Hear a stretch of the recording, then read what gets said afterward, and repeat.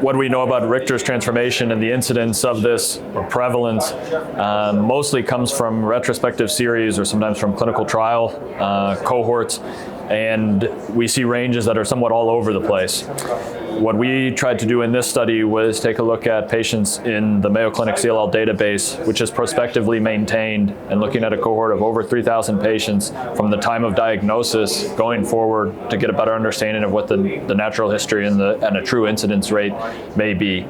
We looked at patients who were diagnosed with their CLL prior to February 2014 compared to those in February 2014 or later, which is the approval date for Ibrutinib, and kind of designated these as the pre-novel agent or pre-targeted agent era versus the novel agent or targeted agent era, to see, are we seeing a difference in incidence of Richter's now compared to patients in a chemoimmunotherapy or pre-novel agent era.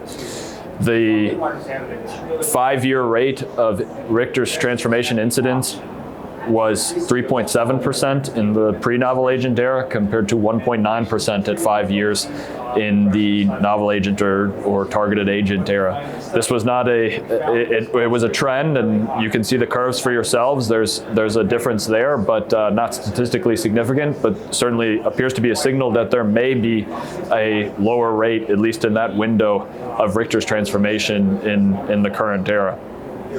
I think the takeaways would be not that it's not occurring, but the opposite, that we do still see it. It doesn't, at least in this study, appear to be at a higher rate, which was a concern earlier, particularly when you're looking at studies that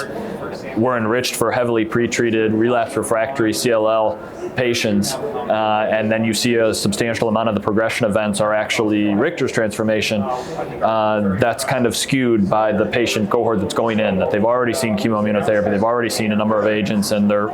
far along in their course. But if you see a new patient today in clinic, what does that actual risk or likelihood look like? I think this gives us a little bit better assessment. Certainly longer follow-up and validating in other cohorts will be important, but